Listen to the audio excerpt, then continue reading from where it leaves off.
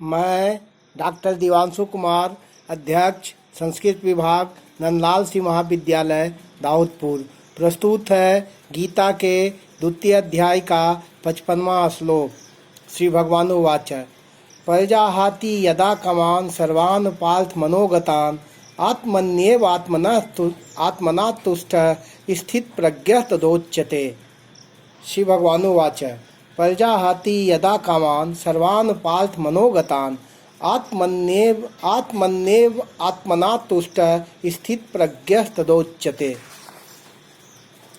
पार्थ, हे पीठानंदन, हे कुंती पुत्र अर्जुन, यदा जिस काल में मनोगतान मन में आई सर्वान संपूर्ण कामान कामनाओं का परजाहाति भली भांति त्याग कर देता है और आत्मना अपने आप से आत्मनि अपने आप में एव ही तुष्ट संतुष्ट रहता है, तदा उस काल में वह स्थित प्रज्ञ स्थिर बुद्धि उच्यते कहा जाता है। हे पीठानंदन, हे कुंती पुत्र अर्जुन, जिस काल में मन में आई संपूर्ण कामनाओं का मनुष्य भली भांति त्याग कर देता है और अपने आप में ही संतुष्ट रहता है, उस काल में वह स्थिर बुद्धि कहा जाता है।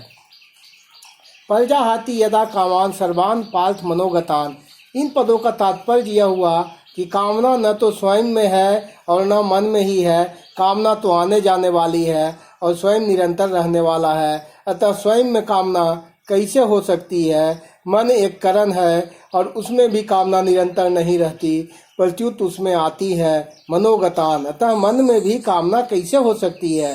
परंतु शरीर इंद्रियां मन बुद्धि से तादात्म्य होने के कारण मनुष्य मन में आने वाली कामनाओं को अपने में मान लेता है।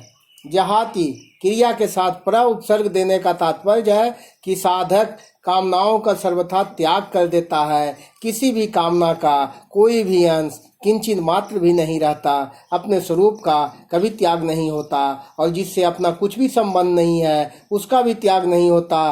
त्याग उसी का होता है जो अपना नहीं है पर उसको अपना मान लिया है। ऐसे ही कामना अपने में नहीं है पर उसको अपने में मान लिया है। इस मानता का त्याग करने को ही यहाँ प्रजाहाति पद से कहा गया है। यहाँ कामान शब्द में बहुवचन होने से सर्वान पद उसी के अंतर्गत आ जाता है। फिर भी सर्वान पद देने का तात्पर्य है कि कोई भी कामना न रहे और किसी भी कामना का कोई भी अंश बाकी न रहे। आत्मन्येव आत्मना तुष्ट, जिस काल में संपूर्ण कामनाओं का त्याग कर देता है और अपने आप से अपने आप में ही संतुष्ट रहता है, अर्थात अपने आप में सहज स्वाभाविक संतोष होता है। संतोष दो तरह का होता है, एक संतोष गुण है और एक संतोष स्वरूप है। अंतःकरण में किसी प्रकार की कोई भी इच्छा न हो, यह संतोष गुण है, और स्वयं में असंतोष का अत्यंता अभाव है, यह संतोष स्वरूप है। यह स्वरूप भूत संतोष स्वतः सर्वदा रहता है, इसके लिए कोई अभ्यास या विचार नहीं करना पड़ता। स्वरूप भूत संतोष में प्रज्ञा बुद्धि स्वतः स्थिर रहती है। स्थित प्रज्ञा तदोच्यते। स्वयं जब बहु शाखाओं वाली अनंत कामनाओं को अपने में मानता था, उस समय भी वास्तव में कामनाएं अपने में नहीं थी और स्वयं स्थित प्रज्ञ था, परंतु उस समय अपने में कामनाएं मानने के कारण बुद्धि स्थिर न होने से वह स्थित प्रज्ञ नहीं कहा जाता था, अर्थात उसको अपनी स्थित प्रज्ञता का अनुभव नहीं होता था। अब उसने अपने में से संपूर्ण कामनाओं को त्याग दिया, अर्थात उनकी मानता को हटा दिया, तब वह स्थित प्रज्ञ कहा जाता है, अर्थात उसको अपनी स्थित प्रज्ञता का अनुभव हो जाता है।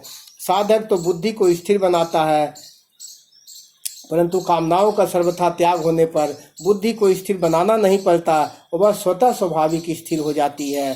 कर्म योग में साधक का कर्मों से ज्यादा संबंध रहता है, उसके लिए योग में आरूढ़ होने में भी कर्म कारण है। इसलिए कर्म योगी का कर्मों के साथ संबंध साधक अवस्था में ही रहता है और सिद्धावस्था में भी। सिद्धावस्था में कर्म योगी के द्वारा मर्यादा के अनुसार कर्म होते रहते हैं जो दूसरे के लिए आदर्श होते हैं।